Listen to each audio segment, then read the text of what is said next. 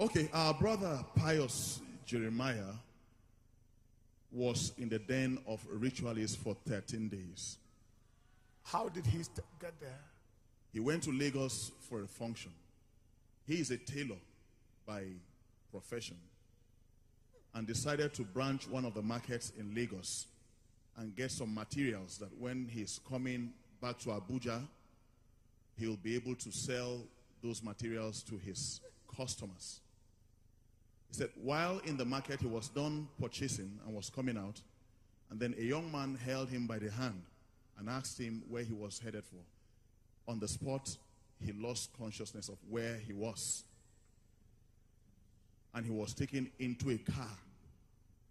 He said, well, he could still recollect what he saw in the car. He saw like 4 people, 4 young men in the car. And he was added to them. And they became 5 passengers. That was all he could remember.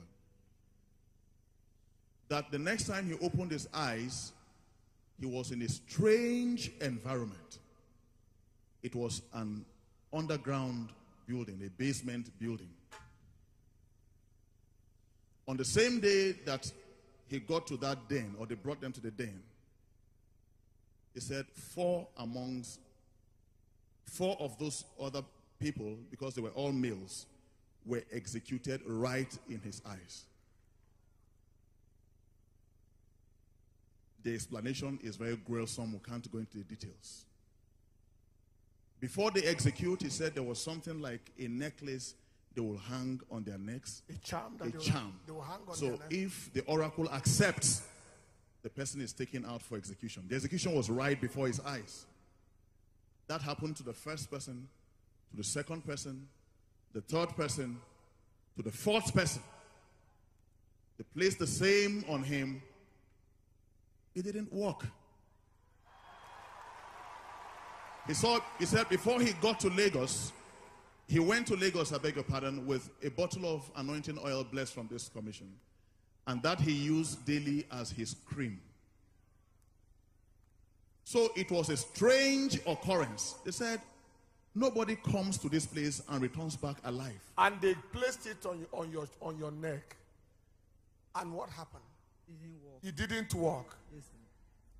And they say that one that was standing with the boss, he was holding AK-47. That is, since we cannot offer you for sacrifice, we'll just kill you ordinarily.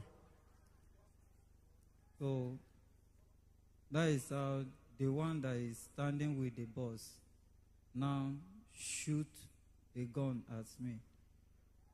I always, anywhere I go, I always go with my sanctuary ID card. Sanctuary keeper's ID card here. That's the sanctuary keeper's ID card.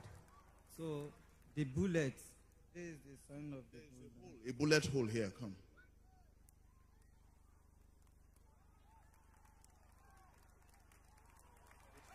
The bullet hole is there.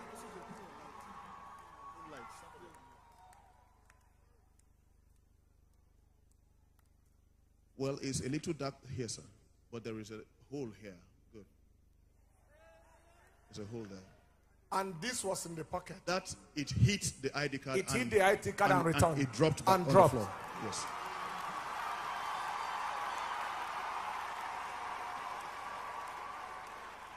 It was headed straight for the heart. The heart. That's the heart position. 5th left intercostal space, mid-clavicular line. So the man shake back. He tried to shoot the gun again. The gun refused to work. So he was like, what? The boss, this time around, went to sleep. Now, you came to me to tell me about him. Yes, sir. When you told me one person had died. Had died, yes, sir. So I said to you, he is released under 24 hours. After more people have died. That was on Monday after Eli will I seek thee prayer. Because I got the distress text at about 1 a.m. on Monday morning. So I presented it to the senior pastor after the Eli will I seek thee, and he laid hands on my tablet with his picture and made these declarations he had made and said, under 24 hours, he will be released. And more debts. And more debts. We'll revisit that one later. The boss took the phone. That was the last he saw. The boss went to sleep that night. The following morning, the boss couldn't wake up.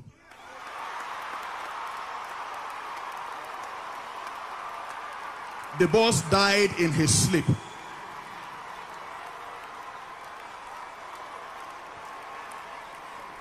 Not every meat can be eaten by the lion. Not every meat can be eaten by the devil. Not every meat can be eaten by the devil. So the young men woke up to meet the corpse of their boss. And they said, what is happening here? If boss can die, then nobody is safe here. But we cannot release this young man. We'll rather waste him. And then they took him, put him in their car, and took him to the bush. He said 3 people took him in the car. 2 of them standing in front of him with an AK-47, or with AK-47s. And the third one, who was favorable to him, stood aloof. And the 2 in front began to fire. Come closer and see. These are bullet holes. This is an impact of bullet. These are bullet holes. This is a bullet hole. Yes, ma'am. There is another one here. I counted 7 bullet holes in. This is a bullet hole. This is a bullet hole.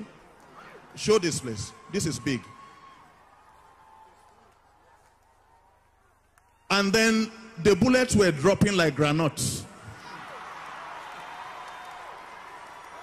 It was at that point that one of them asked, who brought this boy here?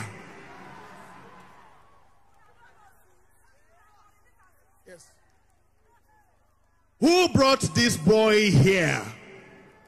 Then the one that took hold of his hand from the market and took him to the car was amongst the 2 that shot at him. And he just said, I was the one that brought this boy. He thought maybe it was going to end at that. The other young man turned at him and fired at him and killed him on the spot. How many dead so far? They will release him after more deaths.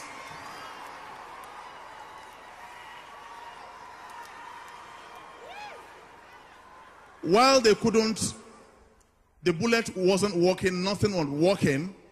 That was when they began to use the base of their rifle and gave him this blunt injury on that thigh there. Either to fracture that leg or whatever. And they refused to break. And they said, since we can't kill you, we will run you mad. They are going to do incantations and everything to make him mad. Past 7 after the early will I sick day, I got a call from the home church leader at about 8:24 in the evening. After the service, okay, that the young man had been released. He's been able to establish under 24 hours. Under 24 he hours. Was released in less than 12 hours. He's been able to establish contact with him, and then I put a call across. Immediately, I was able to speak to him. Where are you?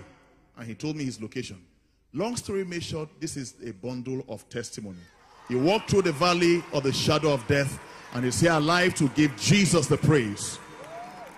Jesus left the bullet holes there, so you and I can know that there is still power in this day and age, that a Daniel can enter the lion's den and still come out alive. I just worship God.